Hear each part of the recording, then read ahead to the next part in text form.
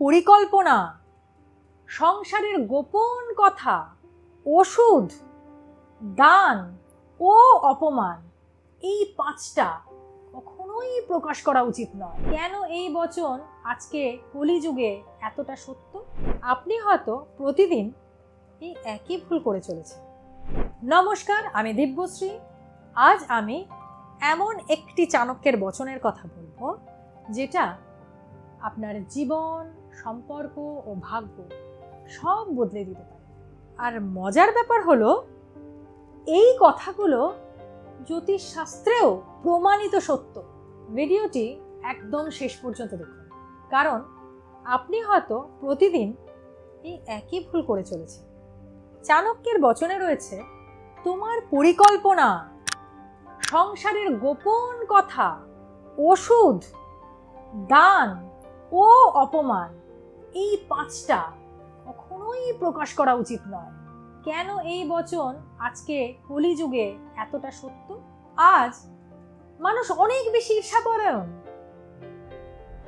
Social মিডিয়ায় সব কিছু সবাই শেয়ার করে ফেলছে। এতে কি হয়? নজর লাগে, প্রত্যেকটা জিনিস শেয়ার হচ্ছে, সবাই সবার সবকিছু দেখছে। আপনার সাফল্যই আপনার শত্রু তৈরি করছে। চাণক্য বলেছিলেন, নীরবতা রক্ষা করো, কারণ গোপনীয়তাই তোমার শক্তি। একদম চুপ, নীরব থাকুন। জ্যোতিষশাস্ত্র কি বলছে এবার দেখে নেব। জ্যোতিষশাস্ত্র বলছে, যাদের কাল সর্পযোগ আছে, সাড়ে সাথী আছে, শনির দশা চলছে, তারা এই সময় অযথা ব্যক্তিগত বিষয় যদি সকলের সাথে শেয়ার করে, অসুবিধা হলে কি হয়? আমরা বলতে থাকি সবাইকে, তাদের ওপর কিন্তু শনি দেবতা কুপিত হয়। জ্যোতিষশাস্ত্র এটা বলছে। যাদের কুণ্ডলিতে চন্দ্র রাহুর যোগ থাকে, চন্দ্র রাহু, এতে মন দুর্বল হয়, তারা সহজেই তো নিজের কথা বলে ফেলে গ্রহণ দোষের ফলে। এর ফলে কি হয়? কষ্ট শুরু হয়ে যায় তাদের লাইফে। তাহলে কিভাবে নিজেদের রক্ষা করবেন সেটা জেনে নি।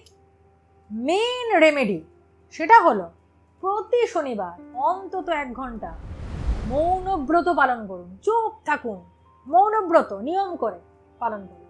জ্যোতিষ মতে চন্দ্র যদি দুর্বল হয়, তাহলে চন্দ্রের দুর্বলতা দূর করতে প্রতিদিন ওম চন্দ্রায় নমঃ এই মন্ত্র কিন্তু জপ করতে হবে।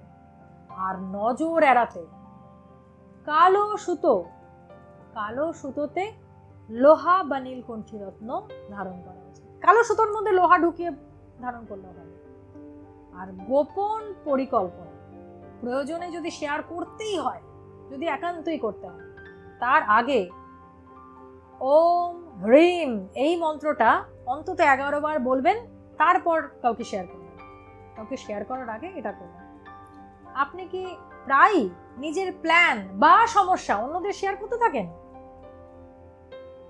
তাহলে আজ থেকে চাণক্য ও জ্যোতিষের এই নিয়ম কিন্তু মেনে চলতেই হবে আপনাকে। মেনে চলুন। চাণক্য কিন্তু শুধু রাজনীতিবিদ ছিলেন না, তিনি ছিলেন জ্যোতিষ বিজ্ঞানী, জ্যোতিষ জ্ঞানী, বাস্তুশাস্ত্র বিশেষজ্ঞ ও ভবিষ্যৎ দ্রষ্টা। তার কথার সঙ্গে গ্রহদের শক্তি যদি মিলিয়ে আমরা মেনটেন করি, তাহলে কিন্তু অলৌকিক শক্তি প্রাপ্ত হয়। আপনি সেটা পাবেন।